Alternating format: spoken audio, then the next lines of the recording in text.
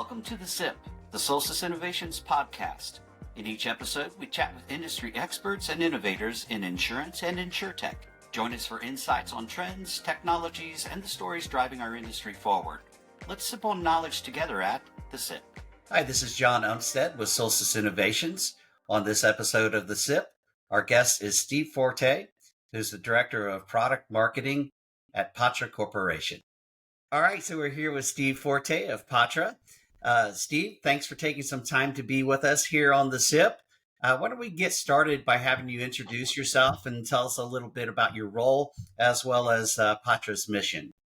Great. Yeah, thank you. And thank you for having us, John, on the podcast today. So my role at Patra is product marketing. So I'm actually the first product marketing hire. And the goal was, because we've moved into more of the software space, traditionally we have been an outsourcer of back office and front office processes for retail agencies, brokers, wholesalers, MGAs, MGUs, and carriers. But last year we started creating software, and specifically our policy checking AI solution. And so the thought was to bring in somebody at product marketing to kind of tie in everything between marketing, sales, and product, and lead the go-to-market efforts for that. So that's how I came about on this role in Patra.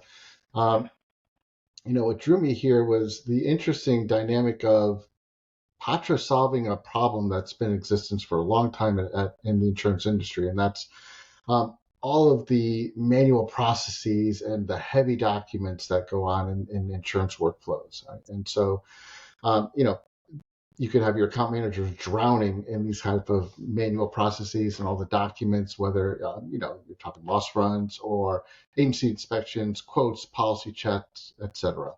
And so the idea was to offload that burden for our customers and allow them to do the things that bring value to their customers, better underwriting, and better processing overall. So the philosophy for us is taking technology and human expertise and bringing that in the equation to shift the burden from our customers so it allows them to do what they do best. Yeah, and speaking of that, you've probably seen especially over the last few years, the back office side of things and how it's transforming fairly rapidly. So what do you think some of the biggest drivers of that change are, and where do you see things headed next? Yeah.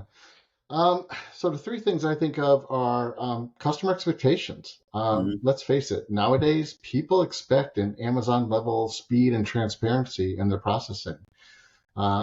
We've also got a large talent shortage in the industry as well. And you think about people coming out of either high school or coming out of university, coming into the insurance industry, and their expectations are that they're going to be able to use the technology that they use in their everyday lives. If they can't process things with their smart device, they're going to question that. Here's a good example. A new person comes in, they're an account manager at an agency. And they say, okay, hey, you know what? We've got our July renewals are coming up. It's a big time of year for us. We've got to go through and check all of these policies, and there's thousands of them. Okay. And okay, well, how do I do that? Oh, well, here's all the files, and then you go into the conference room over there and spread them out and take the renewal policies, look at the new policies coming up, and make sure the coverages, endorsements, forms, etc., are all correct. And if there's any changes, make sure that you check those and see if did they need to make the changes or were they errors. Are they really going to want to do that? They're probably going to be like, no, that's okay. I'm going to go somewhere else. So really, it's getting that technology in your agency to be able to bring in the talent so they want to do the kind of work that's out there. And with that, there's a lot of data that's been trapped in all these PDFs that companies have. So it's being able to extract that data that's out of there, and then companies can use their BI tools or build data lakes and have some more actionable insights. Really what I think, for a next wave, it's going to be in making coverage adjustments. So you'll be able to use AI tools and figure out, hey, does our risk need to have different coverages, cross-sell opportunities, predictive claim risks, those sort of things. And what really, I think the big thing that excites me is, especially with the AI, is not just the AI itself, but it's the human in the loop. It's the AI taking some of that manual burden and task off of the individual and allowing them to focus and do what they do best. So in other words, so your underwriters for an MGA, for example, are not doing data entry work. They're actually doing risk assessment and pricing risk to exposure, as opposed to all the manual processing that they normally do. That kind of ties into the next question I have, and you've hit some of it, but let me ask Hmm. it more directly. So when Sure. you're looking at technology versus people Yeah. and the functions and tasks that need to be performed, how do you decide which ones should be or could be automated or performed by AI versus handled by those skilled people? Yeah. So if we look at a framework, it's really three things. So it's volume, complexity, and risk. So the prime automation candidates are high volume, low complexity, standardized rules, standardized workflows. So your basic data entry processing, basic policy checking, maybe some quote comparisons, some loss runs, those sort of things. The AI tools aren't going to get tired. They're going to keep functioning and chugging along.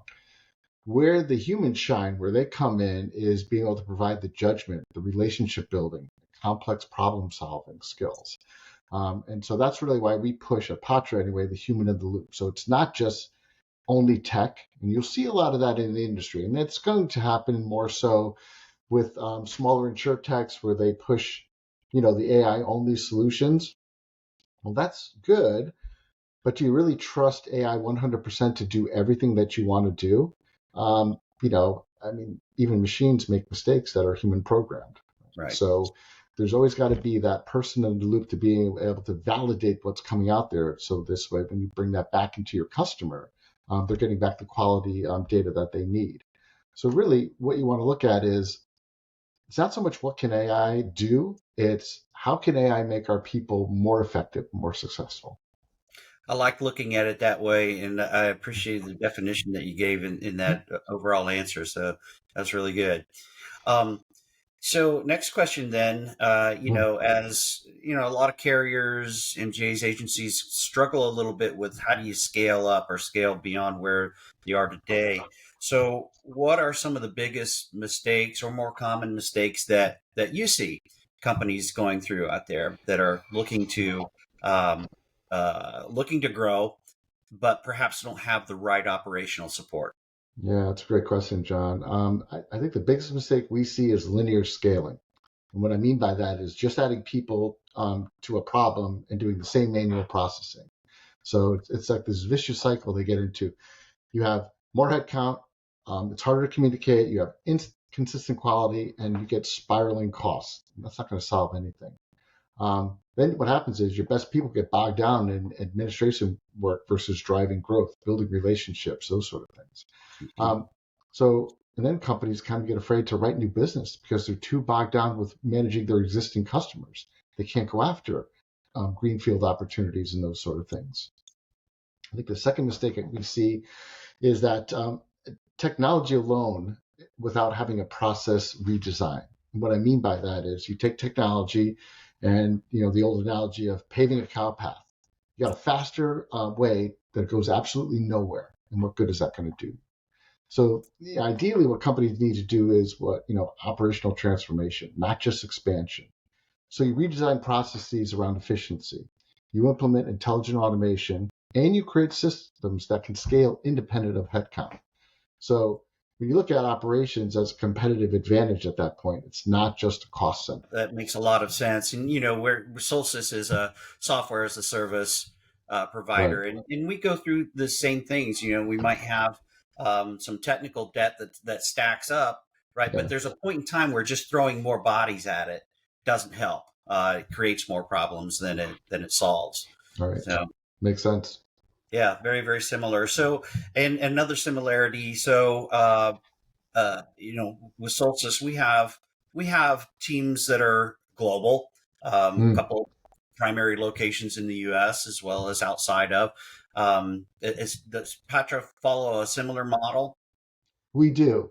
Yeah, we So have here in the U.S. and then globally as well. We have process centers. how do you and it's okay, it's fair if you don't really have an answer for this, but how do you kind of maintain a consistent culture of quality of service across those different regions and time zones?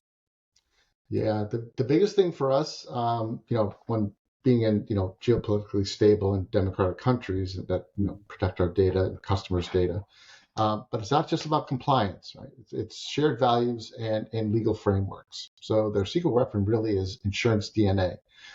So when people come on board and join Patra, it's insurance education for everyone. We want to make sure that they're not just data processors. They understand policy structures, coverage implications, and regulations. Um, and we're all working on the same workflows. We have quality metrics that we're using. We're all using the same AI tools. So here's an example. We have a solution, policy checking AI.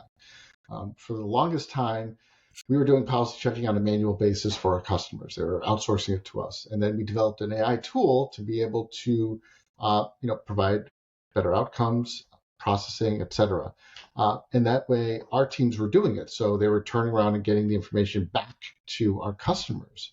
And they really liked this a lot. And some of the smaller customers said, hey, is there a way that we can have access to this tool? So, okay, so we started selling it to them as well. So, we're using technology not only for the benefit of our customers when they're outsourcing it to us, but we're then also selling that to, companies who don't want to outsource and they want to have that control within house. So it's nice, we're drinking our own champagne.